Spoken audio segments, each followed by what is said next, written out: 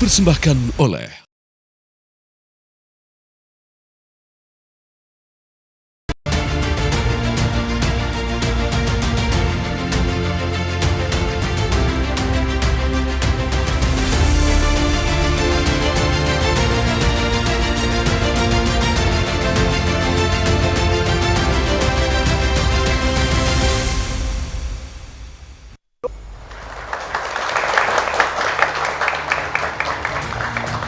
Pimpinan Pondok Pesantren Al Zaitun Panji Gumilang kini memasuki babak baru. Kalau Anda perhatikan secara seksama sudah lebih dari 1 bulan, kita lihat perjalanan kasus ini terus bergulir mulai dari tim investigasi yang bekerja.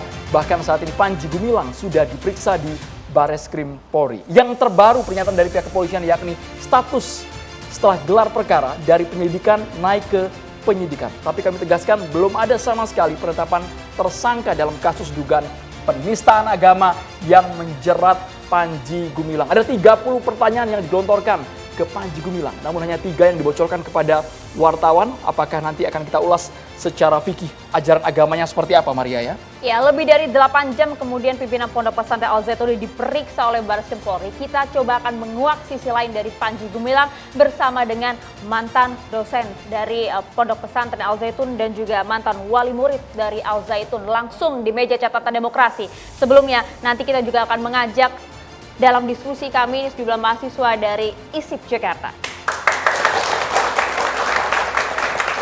Nanti mahasiswa bertanya langsung pada narasumber. Kami berharap teman-teman mahasiswa di sini juga peka akan isu update informasi, apalagi khusus dalam kasus Ponpes Al Zaitun. Sepakat teman-teman mahasiswa?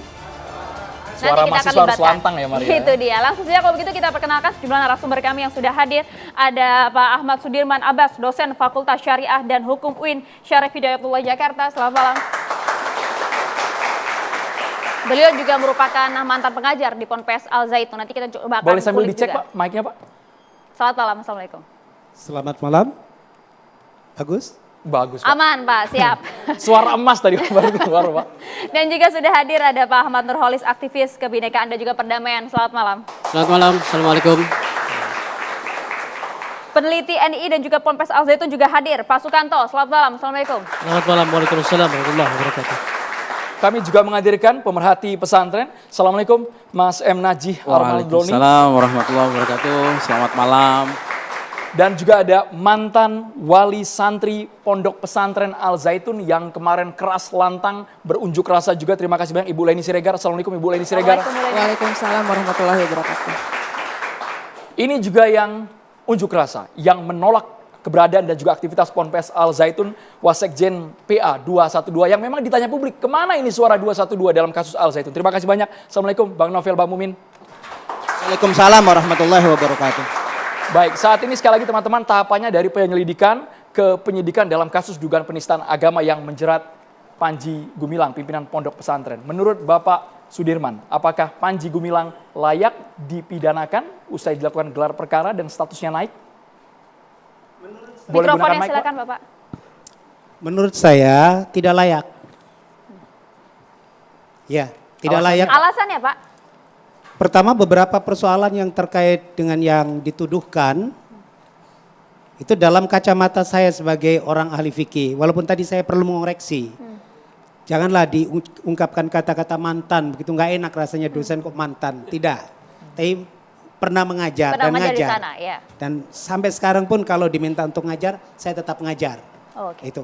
Alasan saya pertama ketika ada statement bab qaulu Rasulullah sallallahu alaihi wasallam fil Qur'anil Karim, sesungguhnya dalam kacamata saya tidak ada yang melanggar dari aspek fikih. Kenapa? Saya melandaskan pada surat An-Najm, yaitu surat yang ke-53. Bunyinya langsung wa mayantiqu 'anil hawa in huwa illa wahyu yuha. Ini terkait dengan Nabi dituduh bahwa apa yang diomongkan itu adalah berdasar Nabi.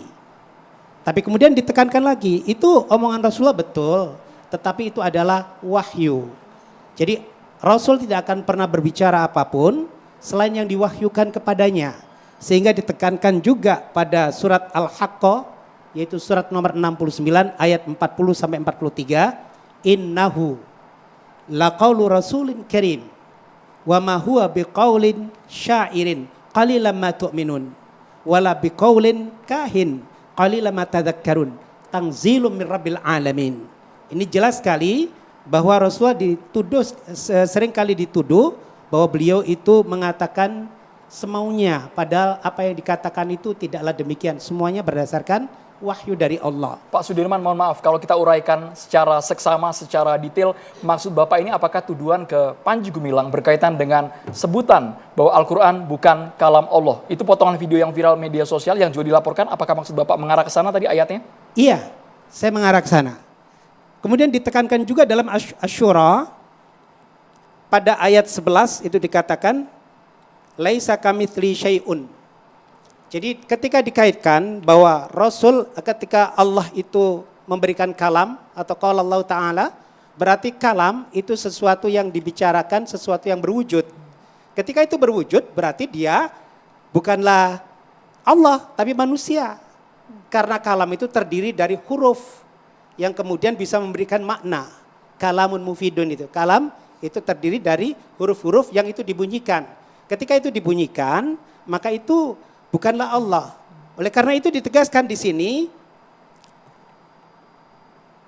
wa makana li basyarin ayukallimahullahu illa wahyan aw mi wara'i hijab aw yursila rasulan fayuha bi idzni ma yasha innahu aliyun hakim. Di sini ditekankan bahwa Allah tidak langsung memberikan kalam itu kepada manusia kecuali melalui wahyu. Atau mengutus malaikat Jibril di sini untuk menyampaikan wahyu itu. Sehingga kalau kita detailkan dari berbagai tafsir, kita tahu bahwa itu adalah qaul Rasulullah betul, tetapi auhallahu ilaihi. Sehingga kalau boleh saya terjemahkan juga bisa begini. Auhallahu Muhammadan sallallahu alaihi wasallam fil Qur'anil Karim. Jadi kata-kata fil Qur'anil Karim itu membingkai kata-kata wahyu. Bahwa itu adalah benar wahyu. Tapi nampak abu-abu kalau ditangkap oleh orang awam begitu loh.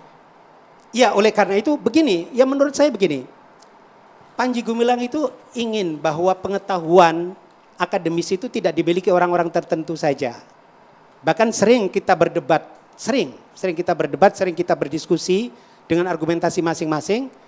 Begitu berdiskusi kita menemukan, saya pribadi menemukan sumber-sumber itu, ternyata betul. Beliau ini lebih dahulu membaca daripada saya. Oleh karena itu saya harus ngalah bahwa apa yang dibicarakan itu memiliki rujukan. Enggak mungkin tidak memiliki rujukan. Ketika memiliki rujukan, saya harus mengatakan bahwa dia benar. Itu bab qaul Rasulullah sallallahu alaihi wasallam. Tapi nyatanya Pak Sudirman, mohon maaf, apa yang disampaikan dalam pidato, cuplikannya jelas bisa diakses oleh seluruh masyarakat. Tidak ada tafsir seperti itu yang detail yang tadi Bapak sebutkan di potongan video Al Zaitun. Yang diucapkan oleh Panji Gumilang. Ia gamblang, sekali kami tangkap, menegaskan bahwa Al-Quran bukan kalam Allah, tapi merupakan karangan Nabi Muhammad. Itu yang ditangkap oleh publik, Pak. Beda sama tafsir Bapak barusan. Betul. Itulah karena yang keliru Bapak apa Panji Gumilang nih? Bukan. Untuk itulah saya hadir ke sini. Saya terpanggil untuk memberikan penjelasan. Karena kita tidak terpenggal-penggal. Kita itu utuh menerimanya. Kita itu langsung diskusi. Kita berdebat, kita berdialog. Anda cukup dekat dengan Panji Gumilang? Dekat dalam pemikiran. Ketika harus umpamanya saya salah, saya ngakuin salah. Saya harus baca kembali. Begitu. Oke. Anda bisa menjelaskan sosok Panji Gumilang ini seperti apa? Karena tidak hanya mengenai Al-Quran yang kemudian disebut-sebut sebagai kalam Rasul dan lainnya yang sudah Anda jelaskan, tapi banyak juga beberapa kontroversi lain di Ponpes Al Zaitun. Iya, sebut saja apa? Supaya saya tidak kemana-mana. Gitu. Supaya ya, mengenai saya sholat yang berjarak, kemudian azan juga dan salam begini. Israel dan lain-lain. Satu dulu ya, yang berjarak dulu. Yang saya pahami, karena saya ngajar di sana, kemudian saya juga sholat di sana, Masjid Rahmatan lil Alamin itu ukurannya besar. Kemudian ketika ada COVID-19, itu ada kebijakan untuk ada distance atau jarak. Jarak yang dimungkinkan itu berdasarkan konsultasi ya pada para pakar yang ada di situ, bagian kesehatan, adalah ukuran 2 meter. Seperti itu. Pada saat COVID, namun pada hingga saat COVID, ini masih. Betul, pada saat, nanti dulu. Pada saat COVID itu. Lalu kemudian ada kebijakan untuk membuat kursi 10.000 langsung. Untuk apa? Karena ketika beliau itu membicarakan sesuatu atau konsep-konsep atau gagasan, lebih kepada pemahaman yang harus kita memerlukan duduk lebih dari 2 jam. Dan seringkali mereka yang duduk di bawah itu bangkit kembali susah. Oleh karena itulah diambil kebijakan untuk membuat kursi. Dan kemudian sajadahnya pun agak lebar. Saya kemudian tertarik, saya juga membeli sajadahnya. Kenapa? Karena nyaman. Karena batasan sajadah itu adalah untuk kita nyaman dalam sholat. Sholat itu untuk Anda beli ketenangan. dengan harga berapa Pak? Mohon maaf. Saya membelinya dengan harga 1,5 juta. Itu yang sempat disebutkan juga oleh Bu Leni Iya, pada saat kemarin. saya membeli. Aksi, oke. Dan minta ditunjukkan, saya tunjukkan. Boleh Pak sambil diangkat Iya. dulu, coba. Kesini kan. Kami bantu Pak ya, Iya. sejadahnya Pak. Sebenarnya soal jarak ini juga masih kontroversi Pak sampai Betul. sekarang. Kalau Bapak mengatakan alasannya pandemi COVID-19 Pak, tapi Iya. nyatanya kalau videonya bisa kami putar lagi, oke berjarak. Tapi nyatanya tidak ada yang pakai masker sama sekali Pak jemaah di sana. Iya. Iya, Ambil, oke. Pak ya, ini sejadahnya Pak. Kenapa tidak pakai masker? Jarak yang dimungkinkan untuk bisa tertularnya COVID-19 itu sudah diukur. Sampai kemudian ukurannya itu mulai dari lantai dasar sampai keluar. Sampai sekarang pun boleh kita lihat ada semacam semen yang diperuntukkan untuk ukuran sajadah ini. Iya, iya, iya. Ya. Ini sajadah yang dimaksud ya Pak ya. Anda Iya, beli ini dengan ya, harga iya. 1.500.000 Betul. langsung di Ponpes Al Zaitun. Iya, saya Menurut membelinya. Anda ini harga yang wajar Pak untuk sebuah Kalau sajadah menurut seperti ini? saya kan juga ingin berinfak dong. Wajar kalau kemudian 1,5 juta. Oh, artinya memang harga 1,5 juta itu memang ada bagian dari infak. Dijelaskan Betul. oleh Panji Gumilang. Iya, saya menerimanya dan saya membelinya karena saya tertarik. Bahkan saya membeli 2, ada 3 bahkan. Baik, banyak Pak sebenarnya yang ingin kami dalami itu aliran Iya. dana, kemudian Iya. rekening yang jumlahnya fantastis. Tapi kami ingin ke Mas Najib terlebih dahulu. Ada 2 Oke. poin tadi Mas. Soal tadi ayat-ayat yang sudah dibacakan karena kita lebih enak ini pemahamannya saling orang yang saling mengerti agama ya, memahami. Maria ya. Iya. Orang yang betul-betul mendalami. Apakah Anda Respon sepakat Anda, dengan Mas penjelasan Pak Sudirman? Baik, terima kasih. Jadi gini, sebelum saya menjawab secara teknis hukum, saya mau bicara lebih luas, peta lebih luasnya. Jadi gini, kalau kita baca genealogi Panji Gumilang ini kan sebetulnya melalui Az-Zaitunnya adalah reorganisasi dari NII. Jadi NII ini dulu didirikan oleh Kartosuwiryo, kemudian digantikan oleh Daud Bereh, kemudian ada Jailani, dan setelah ada Jailani itu digantikan oleh Panji Gumilang. Tahun 1962 perjuangan militer sudah gagal. Karena itu NII melakukan reorganisasi, salah satunya dengan membentuk diantaranya waktu itu MIM ya, Indonesia Membangun, Masyarakat Indonesia Membangun, kemudian juga YPI, Yayasan Pesantren Indonesia, yang kemudian membawahi Az-Zaitun. Nah begini, kalau kita lihat dari situ, maka kita bisa tahu bahwa psikologi Panji Gumilang itu sebetulnya adalah psikologi seorang imam negara Islam Indonesia. Itu saya kira menjadi catatan Meski penting. dibantah oleh dia ya? Dan kemudian karena itu, karena dia ini imam NII, maka dia merasa punya otoritas untuk mentafsirkan ulang agama. Ya. Itu kalau kita lihat di sini, maka kita akan tahu kemudian persoalan-persoalan teknisnya. Kalau penyimpangan agama, saya kira sudah sangat terang-terangan, gitu. Misalnya saja ya, Yang dua poin tadi, Gus misalnya, Najib, mohon maaf. Panji Gumilang mengatakan bahwa Al-Quran itu bukan kalamullah. Ini kan sudah jelas menyimpang. Tapi Karena tadi dijelaskan maksudnya iya, bukan begini seperti- makanya. ayatnya Sebentar, dulu ya, sebentar, ayatnya sebentar, dulu ya. sebentar, jangan Iya. dipotong, jangan dipotong, gantian, Bukan dipotong, gantian. Tapi ayatnya Gantian. itu. Lihat ayatnya, baca dulu ayatnya. Jangan ngotot. Ayatnya dulu. Loh, siapa yang ngotot? Nanti kami Enggak, berikan giliran ayatnya Kita dulu baca. berikan Giliran kesempatan bicara dulu untuk siapa? menjelaskan Nanti ya, kami Pak. berikan waktu ke Pak Sudirman untuk menepis dosen harus tahu etika. Silakan, Dia Pak tahu Najib. etika. Nah, gini Pak, Harus berdasarkan data juga. selama ribuan tahun dari mulai Islam ini diturunkan, sudah tidak diragukan lagi dan tidak ada perbedaan pendapat dari jumhur umat Islam bahwa Al-Quran itu adalah kalamullah. Mungkin dalam catatan sejarah satu-satunya yang mengatakan bahwa Al-Quran itu makhluk itu hanya Mu'tazilah, kelompok Mu'tazilah, dan itu sudah habis sekarang.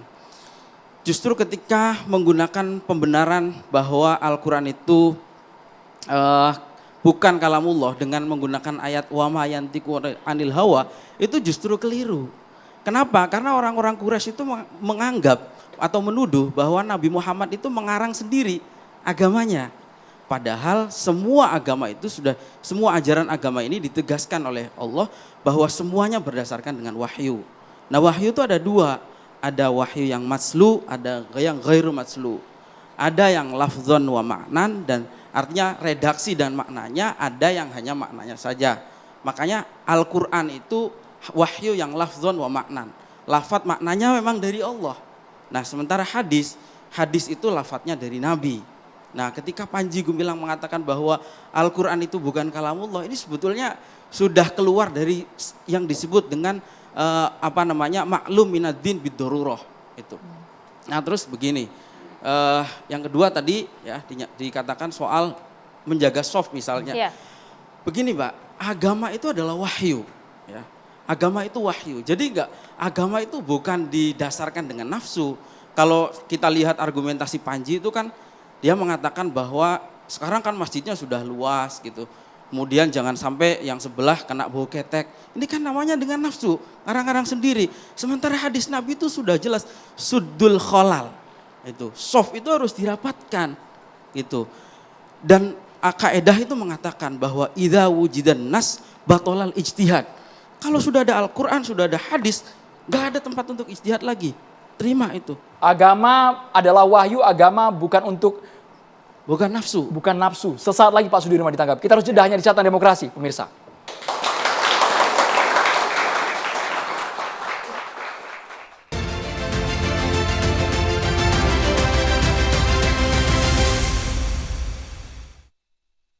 Ya, itu pernyataan dari Panji Gumilang pada saat khutbah Idul Adha kemarin ya. Nah, saya mau ke Pak Abbas dulu. Pak Abbas tadi sampaikan bahwa agama itu wahyu, bukan nafsu. Seperti apa yang disampaikan oleh Panji Gumilang, respon Anda? Betul, bahwa Al-Quran itu wahyu dan bukan nafsu. Di sini beliau hanya membicarakan qala Rasulullah sallallahu alaihi wasallam fil Qur'anil Karim. Fil Qur'anil Karim. Saya memahami setelah saya membuka di sini bahwa yang beliau maksud itu apa yang ada dalam Al-Quran tidak langsung Allah yang menyampaikan begitu. Tapi kan masyarakat umum memahaminya bahwa itu bukan kalam Allah. Karena kalau kita pahami kalam Allah, kita diingatkan laisa kamitsli syai'un. Saat saya dibacakan ayat itu, kalau Allah itu berbicara langsung, maka berarti menyerupai sesuatu, ada suaranya dan ada huruf-hurufnya. Oleh karena itu sesungguhnya itu adalah kalam Muhammad yang merupakan wahyu dari Allah. Apa yang dibicarakan Nabi Muhammad itu semata-mata adalah semua dari Allah Subhanahu wa taala. Oke, Itu yang dimaksud. Iya, penjelasan Anda juga cukup mengenal bagaimana seorang Panji Gumilang. Tadi disampaikan, nampaknya Panji Gumilang ini merasa berkuasa, merasa memiliki kepemimpinan yang kuat begitu sehingga dia menafsirkan sendiri agamanya. Oh, tidak begitu. Tidak begitu. Kita yang sudah bersahabat lama tidak seperti itu memahaminya. Karena kalau dikatakan dari aspek sejarah, sudah selesai tahun 63 NII itu, tidak ada lagi. Bahwa kemudian ditafsirkan A, B, C, D, itu kan masa lalu. Banyak pengikut yang mengaku, Pak. Itu masa lalu. Mereka yang mengaku itu mungkin tidak langsung dari Panji Gumilang. Secara ideologis Pak Sudirman. Ya, secara ideologis persis apa yang ada di pesantren layaknya seperti itu. Seluruhnya tidak ada yang aneh bagi saya.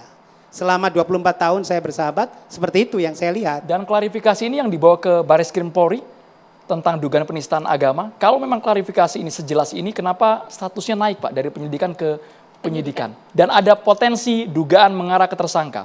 Betul. Itu kan dalam kasus hukum seperti itu, ada bahasa penyelidikan, ada bahasa penyidikan. Karena penyelidikan itu baru klarifikasi. Ketika diklarifikasi pertanyaan ini dijawab A, B, C, D, baru kemudian didalami. Pendalaman itulah penyidikan. Karena pihak kepolisian juga melibatkan ulama, kiai, tokoh agama yang berasal dari Majelis Ulama Indonesia. Pak Betul. Sudirman. Artinya kan ya bisa dikatakan adu argumen soal fikih keagamaan punya sudut pandang yang berbeda. Ya. Betul. Tidak ketemu Pak ini Pak, titik Dan mana ya Pak? itu dimungkinkan berbeda karena itu adalah wilayah fikih. Ketika itu wilayah fikih, kenapa kita harus aneh? Fikih itu harus berbeda pendapat. Sudut pandang saya umpamanya dari sini melihat saudara kan seperti apa yang saya lihat. Tapi ketika saya melihat dari samping maka saya persepsikan seperti apa yang saya lihat. Maka itu adalah persepsi. Tapi kalau tidak memiliki data itu asumsi. Oke. Asumsi itu tidak memiliki data sama sekali. Gus Najib dijawab dulu, jangan sampai jadi asumsi sebelum ke Bang Novel ya. Ya, saya kira apa yang tadi disampaikan itu pelarian ya. Sekarang ini kan sudah era keterbukaan, semua sudah bisa kita ketahui. Artinya tidak mungkin ada informasi yang bisa kita tutup-tutupi. Sementara fakta bahwa Panji mengatakan Al-Quran bukan kalamullah, bahwa Panji itu adalah mantan komandan NII KW 9 itu adalah suatu hal yang tidak bisa dipungkiri. Kemudian saya kira apa yang tadi disampaikan itu klarifikasinya mirip menyatakan bahwa matahari itu tidak terang. Padahal sudah jelas-jelas. Gini, perbedaan dalam fikih sebetulnya yang diakomodir ya atau yang domain perbedaan itu di dalam fikih itu adalah persoalan yang disebut furu'iyah. Jadi di dalam fikih itu ada furu'iyah, ada usuliyah. Tapi Panji ini sudah menyentuh persoalan usul.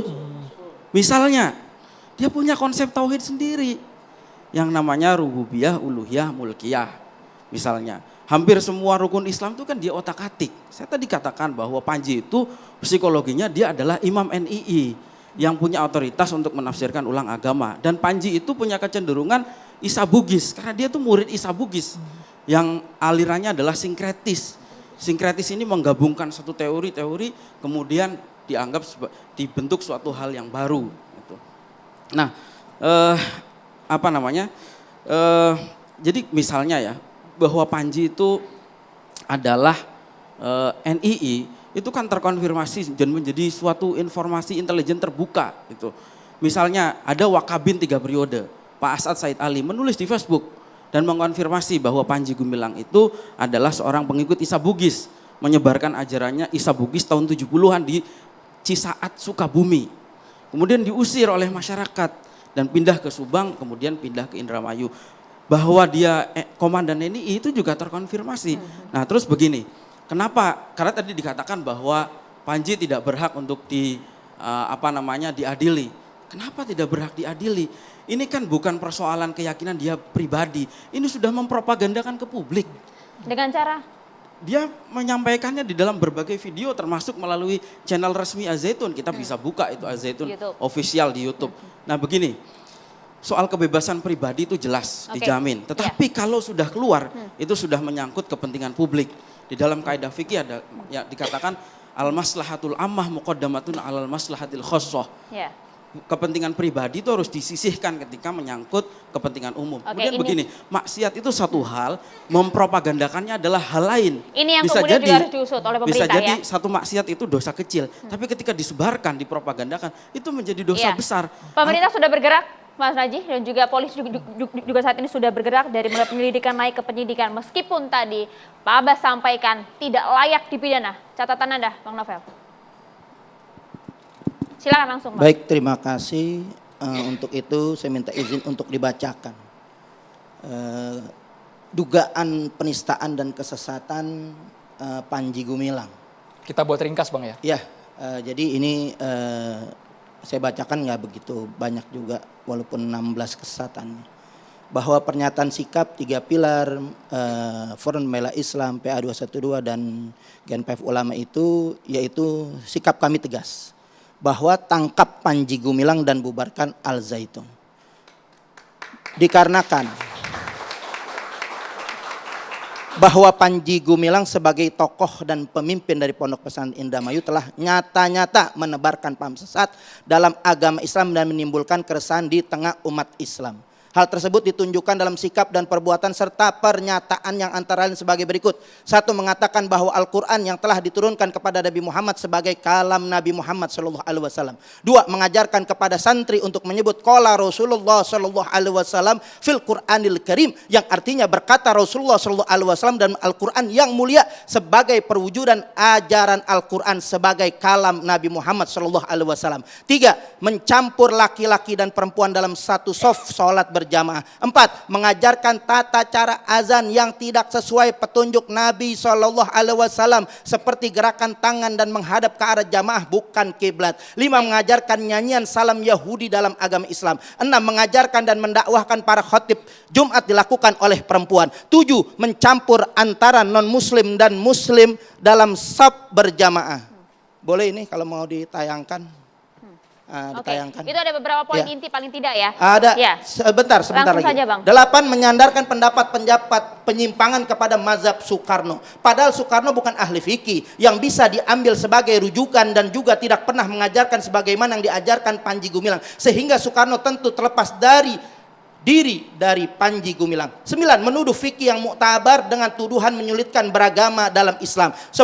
Mendakwahkan keraguan-keraguan kepada Al-Quran dengan mengatakan Nabi Adam alaihissalam sebagai manusia pertama adalah belum tentu benar seperti itu. 11. Didapat informasi dugaan bahwa di dalam Az-Zaitun terdapat ajaran dosa zina akan hilang jika sudah setor uang kepada mereka. 12 mengajarkan tidak perlu jauh-jauh ke tanah suci Mekah dan Madinah untuk berhaji atau umroh karena di Indonesia juga tanah suci. 13 memuji-muji komunisme Cina. 4 terdapat dugaan pelecehan seksual yang dilakukan oleh Panji Gumilang. 15 menfasilitasi perayaan Natal bersama, sedangkan fatwa yang dikeluarkan Komisi Fatwa MUI tanggal 7 Maret 1981 mengharamkan perayaan Natal bersama. 16 menunjukkan sikap angkuh dan tidak menyadari kesalahan serta merendahkan Majelis Ulama Indonesia. Inilah yang kita dapat, Bang Novel, yang kita simpulkan 16 kesalahan. catatannya 16 poin, kenapa tidak diproses hukum saja kalau memang Anda punya bukti, punya data? Kemarin kan kita melihat sudah Ihsan Tanjung bersama Forum Advokat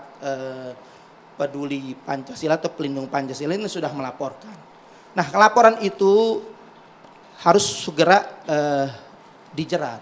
Karena kita melihat ini Indonesia ini biar punya efek jerah. Ini kejadian seperti ini bukan baru-baru saja. Mungkin kita dapatkan itu setelah dari 20 tahun atau 2 dekade lebih. Terhadap kesesatan, dan bukan baru ini aja. MUI juga setelah melakukan penelusuran-penelusuran itu. Nah, saya melihat 17 atau 16 kesesatan ini udah lebih daripada Ahok, udah lebih daripada Victor Leskodat, udah lebih daripada Sukmawati, lebih daripada Ade Armando, dan lebih daripada Dini Siregar yang kita laporkan semua satu-satu kejadian. Ini dahsyat diborongin semua. Maka kita meminta untuk negara ini berdasarkan negara hukum, negara ini berdasarkan ketuhanan yang Maha Esa. Yang nggak boleh ketuhanan yang Maha Esa itu dinistakan, nggak boleh ketuhanan Mesta itu, ketuhanan yang Maha Esa ini dihinakan. Nah, untuk itu Panji Gumilang harus ditangkap. Kenapa harus ditangkap? Pertama, untuk tidak mengulangi perbuatan lagi. Karena sudah 17, 16 poin ini sudah cukup. Dengan perbuatan alasan toleransi Gemilang dan keberagaman katanya, Bang. Jadi gini, kalau masalah toleransi keberagaman, Islam itu menjunjung tinggi pluralitas, kebersamaan, keberagaman, kemajemukan, kebinekaan itu kita junjung tinggi. Tapi Islam mengharamkan pluralisme, mencampur adukan agama, dan ini sudah difatwakan MUI nomor sampai di 7 sana, Bang. tahun 2005 bahwa mencampur adukan atau sinkretisme itu haram. Ini jelas sampai di fatwa sana MUI. dulu, Bang. Siap. Pak Nurul, Fatwa MUI. silakan. Respon Anda, Tanggapannya. Bang, tentang 16 kecaman. 16 poin ini. Ya, saya konsisten ya dengan pernyataan terkait dengan penyesatan itu ya. Yang lalu waktu di acara ini juga saya menyampaikan. Soal Allah, agama, kitab suci, itu sesuatu yang suci sehingga dia tidak akan ternista oleh apapun, oleh siapapun begitu. Nah, kita penganutnya itu boleh merasa tersinggung dengan ungkapan orang lain ya, yang menurut kita mungkin keliru terhadap kitab suci, terhadap Allah, terhadap agama dan sebagainya. Tetapi jika sampai menyatakan itu sesat, maka saya pribadi tidak akan pernah, misalnya saya tidak sependapat dengan beberapa poin terkait dengan Panji Gumilang, maka saya tidak akan pernah mengatakan bahwa beliau adalah sesat gitu. Bagian mana Pak Nurholis kalau dijabarkan, bagian mana yang tidak sependapat, yang sependapat? Misalnya kalau ada, sejauh ini kan saya belum mengatakan ada yang tidak sependapat kan gitu. Artinya Anda sepakat juga bahwa poin-poin juga yang ada di yang disampaikan Ya, tadi jadi oleh yang mau saya mencampurkan antara non muslim dan muslim dalam saf salat berjamaah, mengajarkan dan juga mendakwakan pada khatib Jumat yang dilakukan oleh perempuan. Anda sepakat dengan hal ini?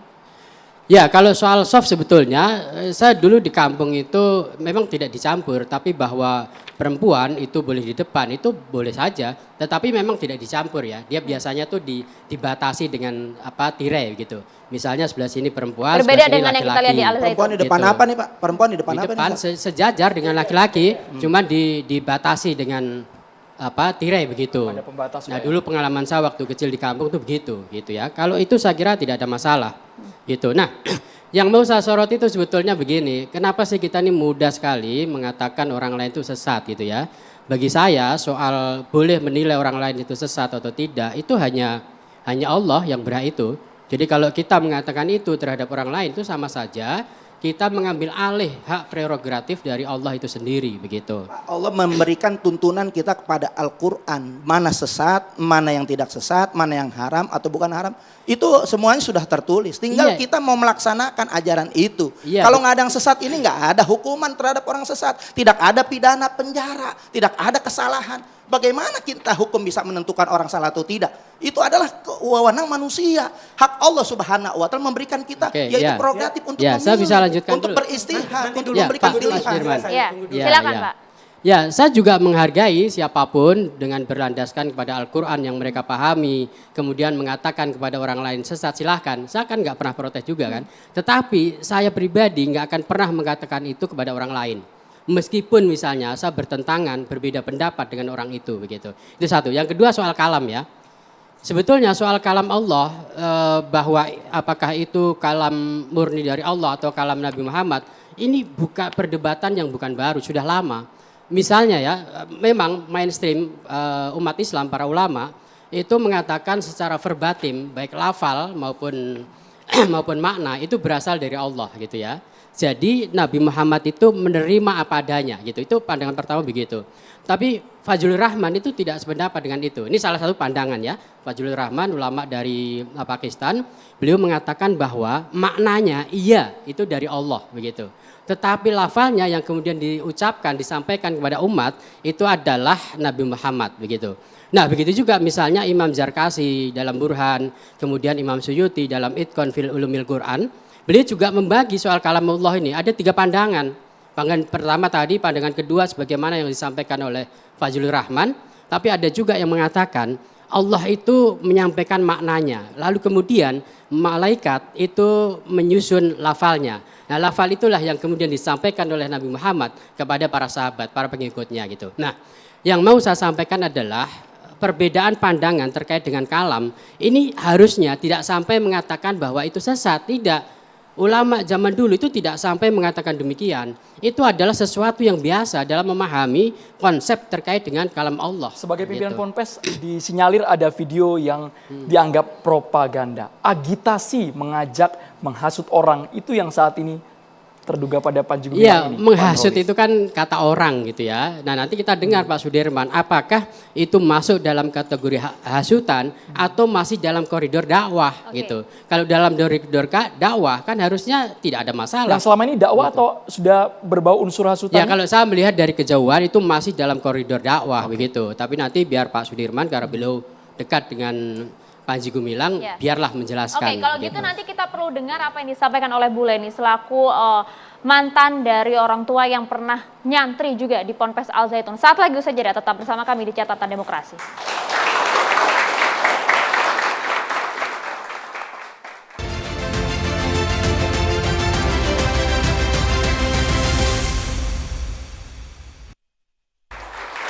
Sebelum ke Ibu Leni tadi yang Bang Novel perdebatkan dengan Pak Sudirman mengenai bagian tafsir mana tadi, Bang Novel, sebelum ke Ibu Leni? Ya, silakan. Bagian mana Saya tadi? melihat, jadi Langsung ke poinnya, Bang. seperti ini hanya mengerikan. Ada dugaan-dugaan. Tapi Anda dianggap menuduh loh, Bang. Kenapa? Dianggap Ya menuduh, kalau Bang. memang nggak yang umum atau nggak yang nggak muhtabar itu, karena kita tunduk kepada kesepakatan ulama. Rasulullah SAW menyatakan umatku nggak akan sepakat dalam kesesatan. Artinya kalau yang sudah bukan umum, boleh kita katakan sesat. Karena keluar dari fatwa MUI. Fatwa MUI itu mengatakan liberalisme, pemahaman, pemikiran yang bebas tanpa batas menafsir Al-Quran, yang nggak bisa dijabarin dengan tafsir siapapun, yang muhtabar dalam 4 mazhab itu sangat sangat berbahaya. Ya, betul, Dan betul. ini yang menamakan liberalisme, maka MUI mengharamkan liberalisme, sekularisme, pluralisme. Karena kenapa? Kita tunduk kepada kesepakatan ulama, kita nggak pusing-pusing. Kita nggak usah ibaratnya bersusah payah. Sudah Oke. ada mereka yang kesepakatan ulama, jadi- ada NU, ada Muhammadiyah, mereka serahkan kepada mereka. Maka fatwa kepada Al Zaitun ini kita juga harus serahkan kepada fatwa MUI dan kita tunduk kepada MUI. Saya Singkat tambahkan, aja. Bang Novel. Ya, Jadi gini, Firman. menafsirkan Al-Quran itu nggak bisa sembarangan karena ada kaedah-kaedah tafsirnya.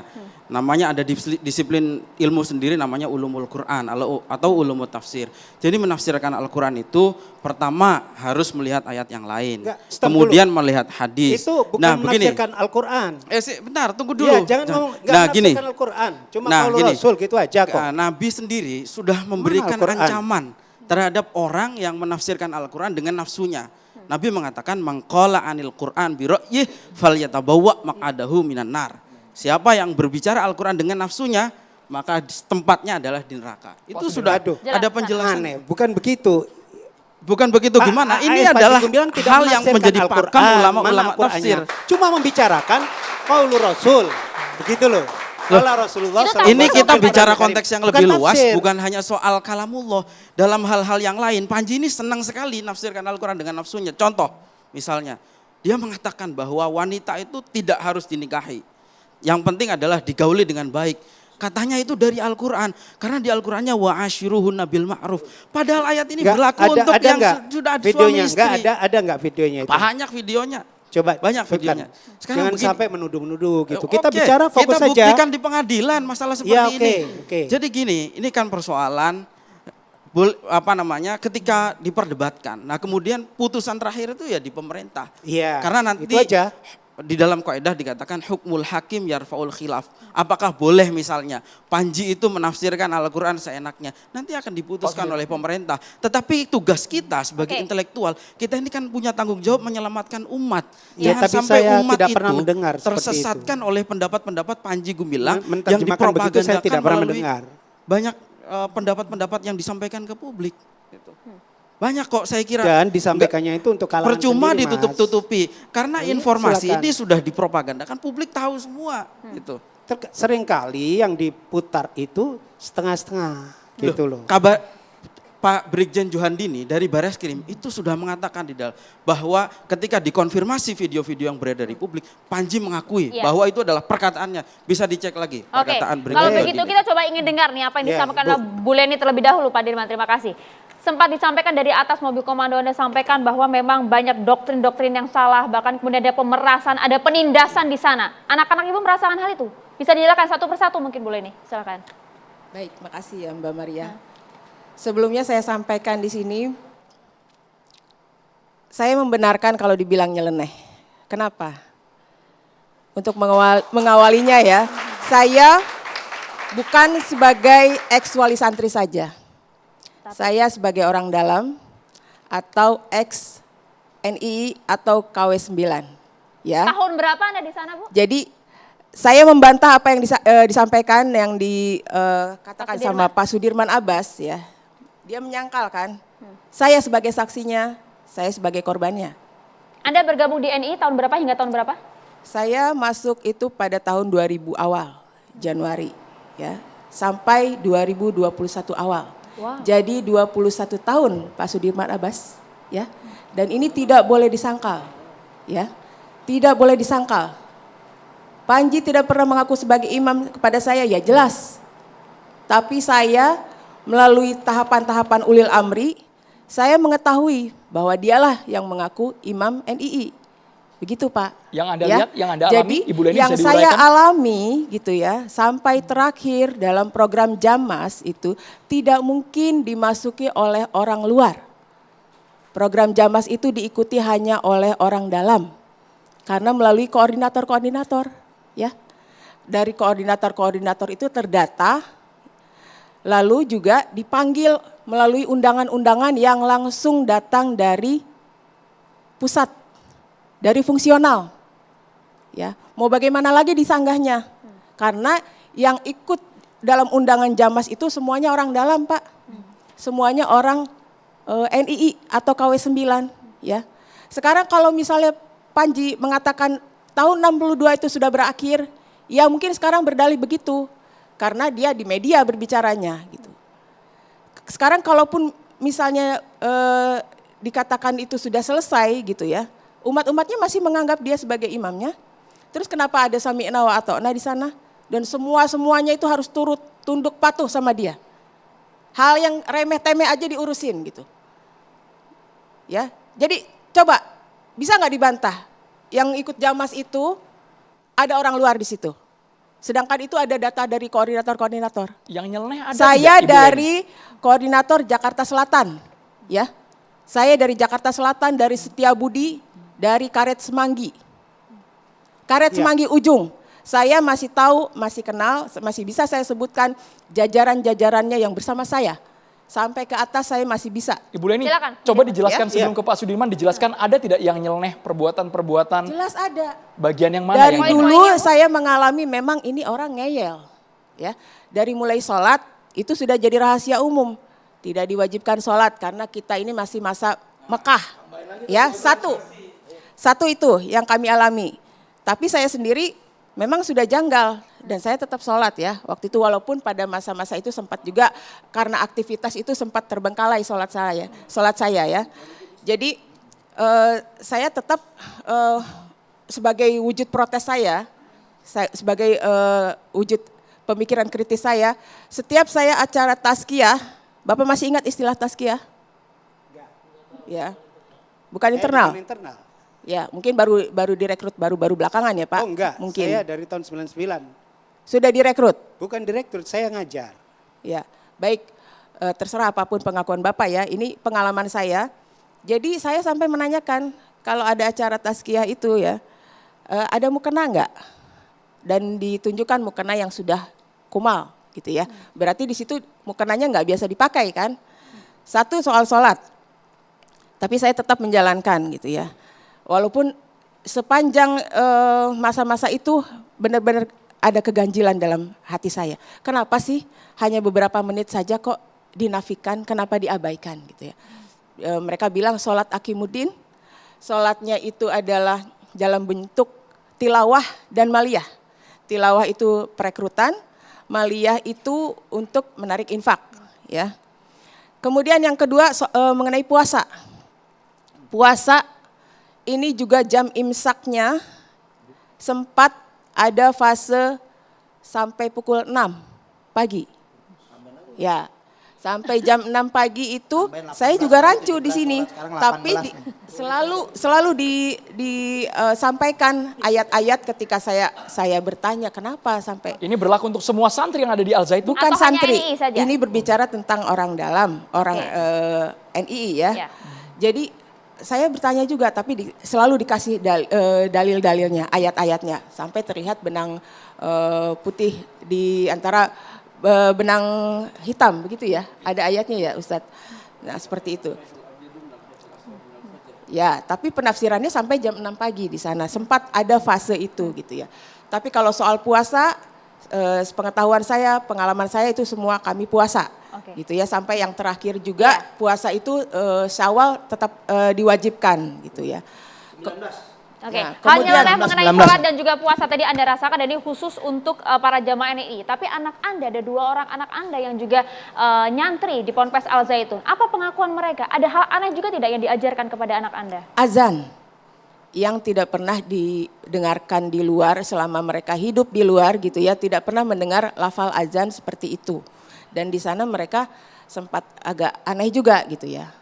Walaupun akhirnya anak yang pertama itu ya terbawa juga mungkin pernah Bilal atau siapa mungkin azan seperti itu gitu ya. Tapi memang yang nyeleneh-nyeleneh ini kenapa saya tidak bisa pungkiri, memang sudah dari dulu begitu gitu. Karena yang disebutkan sama Ustadz tadi, psikologisnya adalah NII. Azan yang seperti apa sih Bu? Azannya tuh ya tidak bernada seperti di luar gitu. Lurus gitu, datar gitu. Tambahin 20. Dan sangat keras gitu ya Ada 20 dilafalkannya lagi. itu seperti ini ya, seperti mau marah gitu Oke, ya. kemudian? Selain sholat juga, yang lain-lain itu masih ada beberapa. Anda bilang ada penindasan di dalam Ponpes Al Zaitun. Maksud Anda apa Ibu Zani? Penindasan karena kita ini untuk hal-hal yang dasar saja ya, kebutuhan dasar, makan gitu ya. Di sana kok sulit sekali ya kami untuk bisa berkontribusi segi pemikiran gitu. Saya pernah mengusulkan untuk menyiapkan, menghadirkan kantin kecil lah untuk di gedung pembelajaran gitu ya. Karena anak-anak dalam masa pertumbuhan itu kan banyak makannya ya. Jadi sempat saya menghimpun suara di kelasnya anak saya yang laki-laki waktu itu untuk mengambil kesepakatan agar kuat gitu. Usulan saya ini mengadakan kantin di gedung pembelajaran. Tapi itu mental. Tidak diterima padahal itu Kelaparan tidak ya sempat Artinya ya kesejahteraan yang lapar. digembor-gemborkan Panji itu bohong. Ya sempat ya begitu Tapi kondisinya. seperti Jadi ini, Ibu Leni, kami ingin tahu apakah ada hal fatal, kalau tadi kan itu bisa didiskusikan, mungkin ada ruang musyawarah yang ditutup rapat. Kalau untuk hal yang paling fatal yang Ibu Leni alami, yang anak-anak Ibu alami, apa Ibu? Yang menurut Ibu ini sudah menyalahi aturan agama, tidak sesuai dengan Al-Quran dan hadis? terhadap anak-anak saya ya, Iya. juga anak-anak yang lain. Ya, mulai makan roti gandum itu waktu masa-masa pandemi Covid itu diberlakukan lockdown di sana, kami para orang tua akhirnya mengalami fase tidak bisa mengirim makanan ke sana. Tapi di sana pun asupan makanan itu tidak terpenuhi dengan baik juga. Ya, anak-anak sering lapar, anak-anak menjadi susah untuk pergi ke kantin. Kalau ke kantin itu harus ada yang mewakili, izinnya setengah mati gitu ya.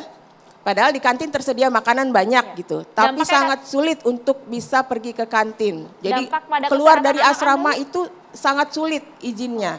Harus ada perwakilan gitu. Sedangkan perwakilan aja tidak membawa makanan yang sebanyak dibutuhkan oleh anak-anak di asrama atau teman-temannya sekamar misalnya kayak gitu ya. Anda sempat memeriksakan kesehatan anak Anda pada saat itu? Sempat memeriksakan dan sempat dikatakan kurang gizi ya. Wow. Saya cek waktu Oleh dokter gizi? Dokter dong, ya dokter ahli gizi. Saya ada saya bawa juga di sini. Sempat juga saya sebutkan di orasi itu kan keterlambatan menstruasi untuk anak yang kedua. Ibu Leni, sebentar. Kalau memang sambil ditunjukkan ke kamera Ibu, sambil ditunjukkan, minta tolong Maria. Mungkin kalau ada hal-hal yang dianggap tidak sepaham dengan hati nurani Ibu, sangat mengganjal dan apalagi sudah menyengsarakan putra-putri Ibu. Kenapa Ibu tidak langsung tarik anak-anak Ibu keluar dari Ponpes Al Zaitun? Tidak usah nyantri di sana Ibu. Itu kan baru terasa tuh benar-benar tidak bisa saya toleransi lagi sejak waktu Desember itu ya. Sejak mencuat kasus pelecehan gitu ya, dugaan pelecehan terhadap pegawainya. Yang saya sendiri memang tabayun langsung kepada suami korban dan juga kepada korban. Ya, sebenarnya ini di sana sangat melanggar gitu untuk kontak sama korban dan juga suaminya korban. Tapi karena saya merasakan keganjilan-keganjilan yang sudah berlangsung lama, saya langgar. Saya sengaja melanggar karena saya membutuhkan informasi dari kedua belah pihak. Gitu ya. Kalau di sebelah sini begini informasinya, saya cross check lagi kepada korban dan juga kepada suami korban saat itu. Dan didapat banyak informasi dan juga bukti-bukti bahwa benar kalau dibilang ada pelecehan itu memang betul. Itu yang saya simpulkan dari bukti-bukti yang beredar. Ada bukti yang Anda terima ya? Ada, karena memang saya dipercayakan untuk memegang bukti itu. Pelakunya siapa Ibu? Almarhum Pak Ruki Al-Basri itu adalah suaminya korban, gitu ya. Jadi saya sempat tahu pelaku pelecehan seksualnya siapa yang ya, Ibu TV maksud? One sudah pernah mendatanginya. Kita tidak menuding, kita tidak menuduh dia, tapi harus ada bukti juga Ibu. Apapun yang Ibu Leni katakan malam hari ini di Catatan Demokrasi. Sesaat lagi kita akan bahas lebih dalam karena ada peneliti Al Zaitun juga Pak Sukanto sudah bergabung bersama kita bagaimana pengaruh Al Zaitun terhadap lingkungan sekitar. Hanya di Catatan Demokrasi. Pemirsa tetaplah bersama kami.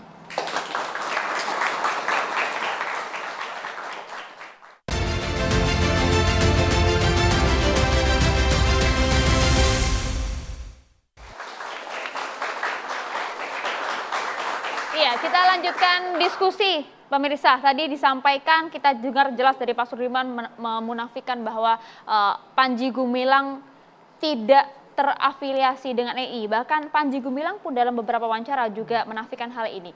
Saya ingin dengar dari Pak Sukanto, ada memiliki bukti yang jelas mengenai hal ini Pak? Bismillah, terima kasih. Terkait dengan permasalahan yang kita bicarakan hari ini memang framingnya tidak bisa semata-mata hanya perkataan Panji Gumilang di media.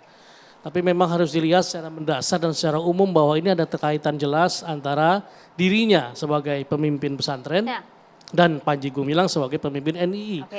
Dari situ kita bisa lihat dari mana dasarnya ini, karena ini semua menjadikan berdasar pada bukti.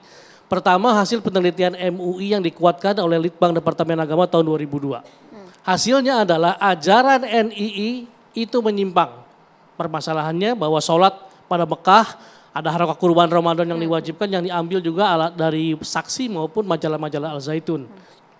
Lalu hubungan NII dengan KW9 dengan Mahat Al Zaitun terdiri dari 3. Pertama, historis bahwa ini adalah NII, era Kartosuwiryo selesai tahun 62, diteruskan kemudian seperti Gus Najib bilang sampai Panji Gumilang, dan Panji Gumilang adalah pimpinan NII memiliki programnya salah satunya adalah tarbiyah pembentukan Mahat Al Zaitun. Salah satunya ya, dari sekian banyak program. Kedua, secara kepemimpinan, pemimpin NII yang bernama Abu Ma'arik alias Samsul Alam alias Abdus Salam Panji Gumilang adalah mudir Mahat Al Zaitun. pemimpin Yayasan Pesantren Indonesia tahun 2005 dan pendirinya. Jadi dua-duanya orang yang sama tapi ada di permukaan sebagai pemimpin Al Zaitun, di bawah sebagai pemimpin NII. Yang ketiga adalah finansial. Dari mana uang itu muncul? Tiba-tiba ada sebuah gedung besar di tengah-tengah hutan, itu bisa dalam waktu 3 tahun begitu megahnya. Padahal dia bukan Bandung Bondowoso.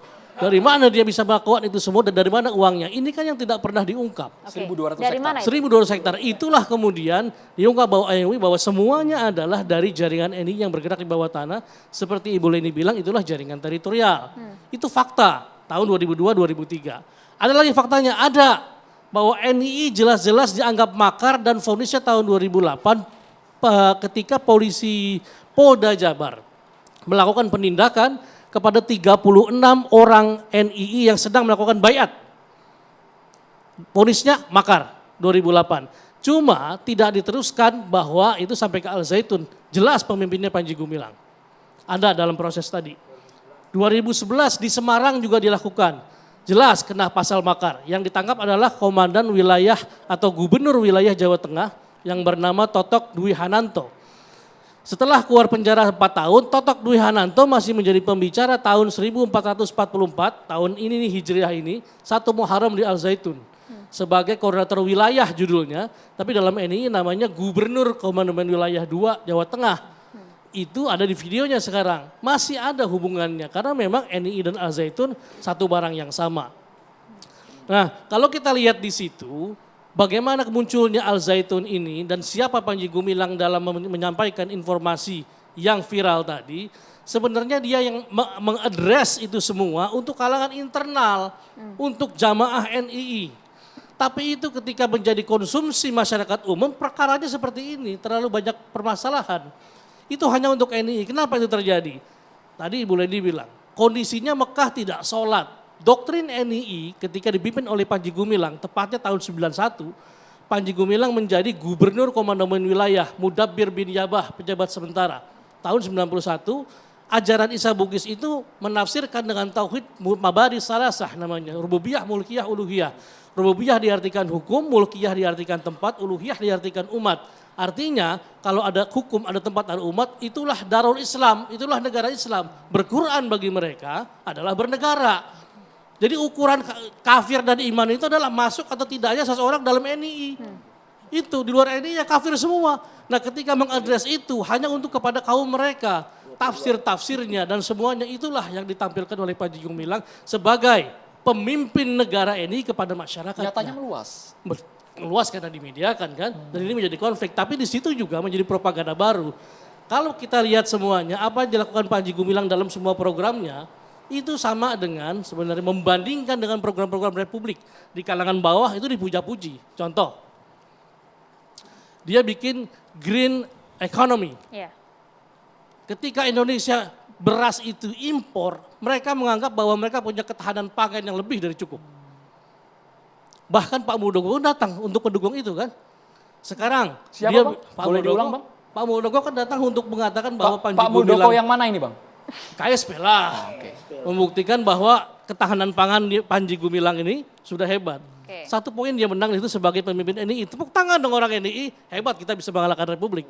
Kedua, blue economy, itulah kenapa ketika Indonesia bicara maritim, dia bikin pangkalan di eretan, dia bikin gedung, dia bikin kapal, dia bikin pelabuhan. Untuk apa? Bahwa kami bisa melakukannya. Dan tidak ada yang bisa melarang kami. Iya ketika di bawah, di address itu kepada masyarakat ini, tepuk tangan semua bahwa mereka akan segera menang.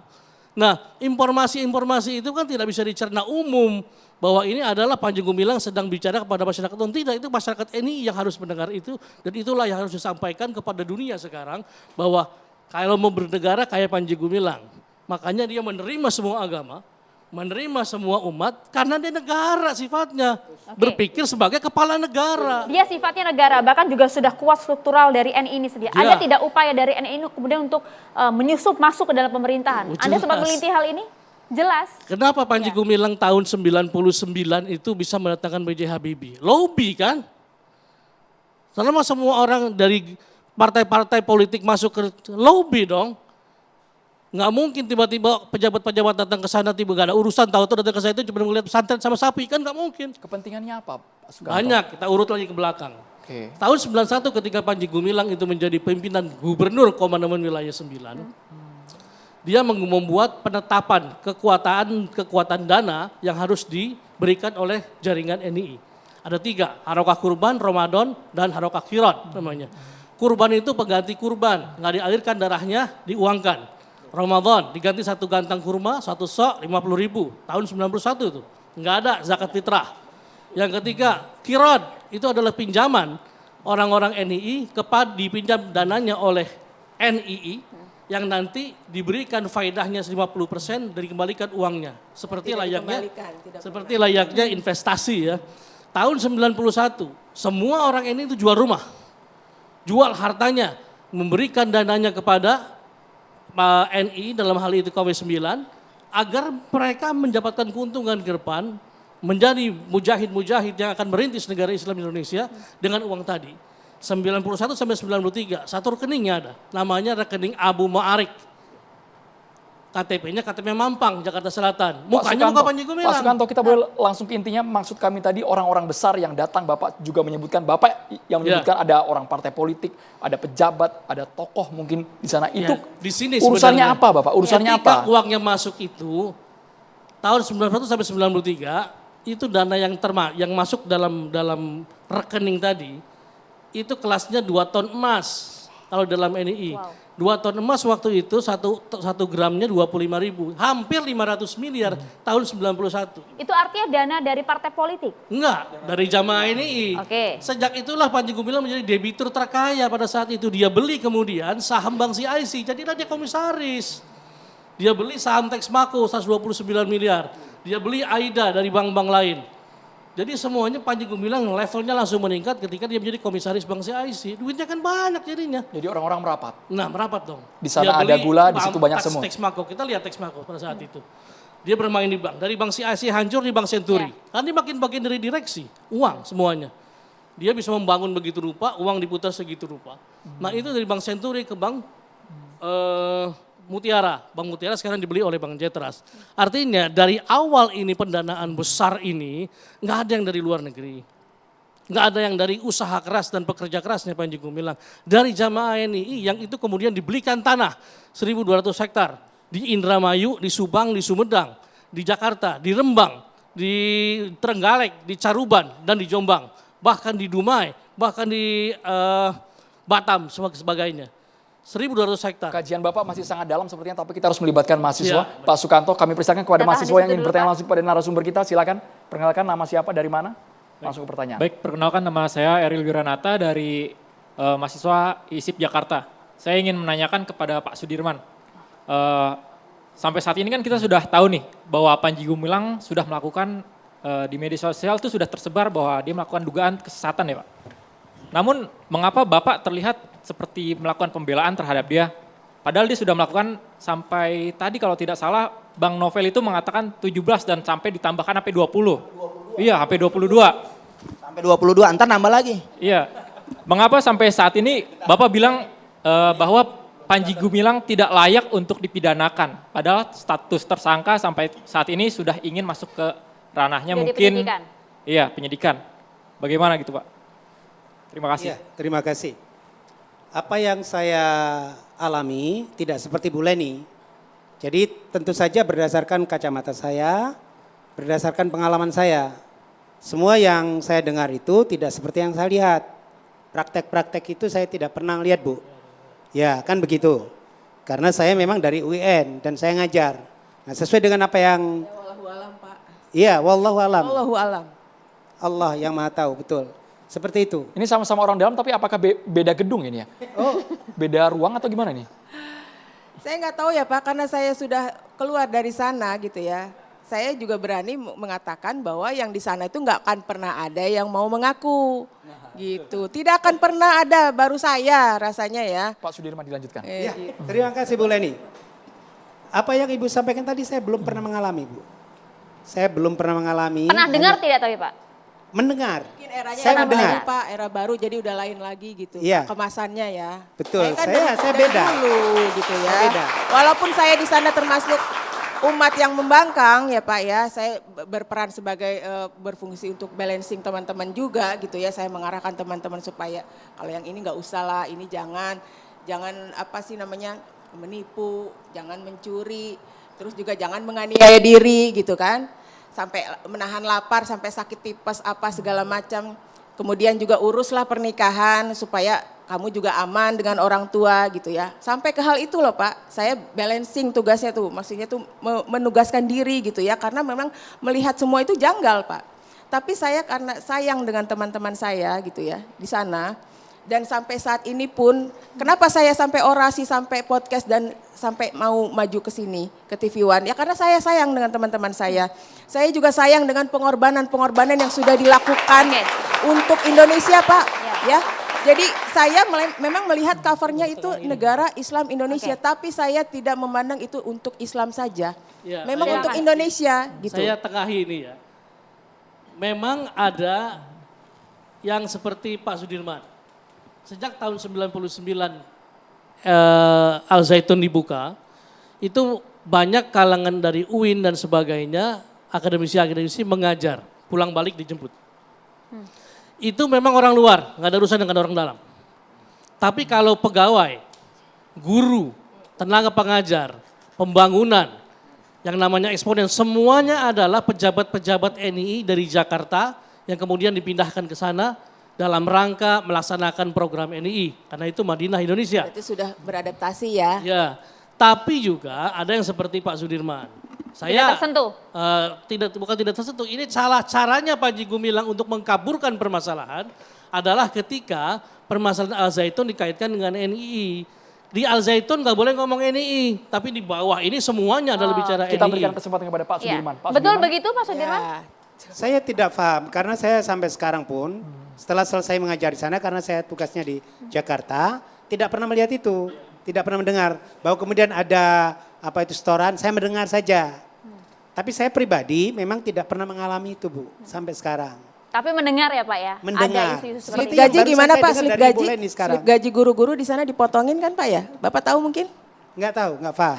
Baik Bapak Ibu. Ternyata masih Karena banyak itu- teka-teki misteri di iya, Ponpes infak Al itu Zaitun. Catatan langsung. Demokrasi akan segera kembali sesaat lagi pemirsa.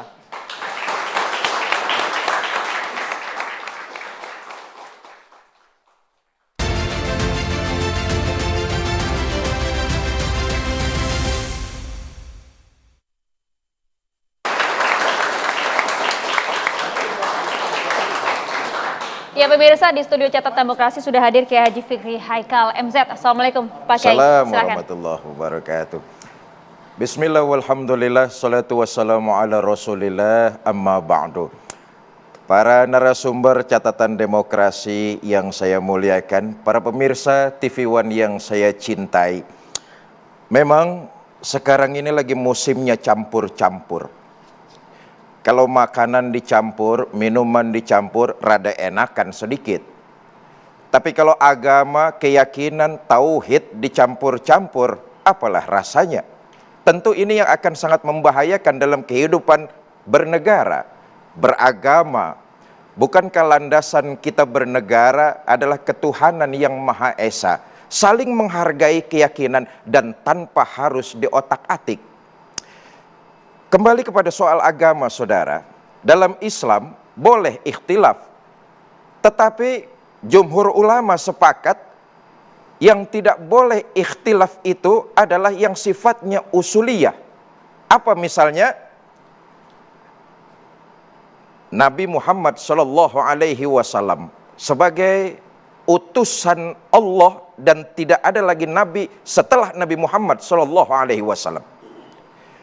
Meyakini Al-Quran bahwa itu adalah sumber dari Allah Subhanahu wa Ta'ala. Ketika ada orang yang mencoba mengotak-atik ini semua, maka Imam Ghazali mengatakan bahwa menghukumi sifatnya orang tersebut sebagai orang yang kafir. Adapun syariat, ikhtilaf dalam perbedaan syariat bukan pada tata cara dan pelaksanaannya. Ini masih ikhtilaf. boleh ditoleransi dalam perbedaan. Misalnya, bukan pada syarat dan tata caranya. Misalnya, antara sholat taraweh, ada yang 23, ada yang 11, silakan saja. Ikhtilaf yang diperbolehkan. Kunut dan tidak kunut, itu diperbolehkan. Tetapi kalau jumlahnya sehari semalam 5 waktu, itu sudah qat'i, tidak bisa disimpulkan dengan pemahaman-pemahaman yang lain. Faktanya, Bapak Ibu, saudara-saudara, para pemirsa, kita memasuki zaman kebebasan. Baik berbicara, beride, berkreasi, gagasan. Itu selalu kita sampaikan dengan narasi-narasi media sosial tentunya. Tetapi ketahuilah, hal-hal yang tidak kita pahami, janganlah kita masuk ke daerah tersebut. Misalnya begini, Nabi mengatakan siapa orang yang berijtihad, baginya pahala, mendapat 2 pahala. Pahala dari ijtihad, pahala karena ijtihadnya diamalkan oleh orang. Maniztahada fa'asaba falahu ajroni. Siapa orang, barang siapa yang melakukan ijtihad, lalu baginya 2 pahala. Pahala berijtihad dan pahala diamalkan hasil ijtihad kepada orang lain. Nah, yang ingin saya garis bawahi, kalimat man di sini bukan li sifatil am, bukan sifatnya umum, tapi sifatnya khusus.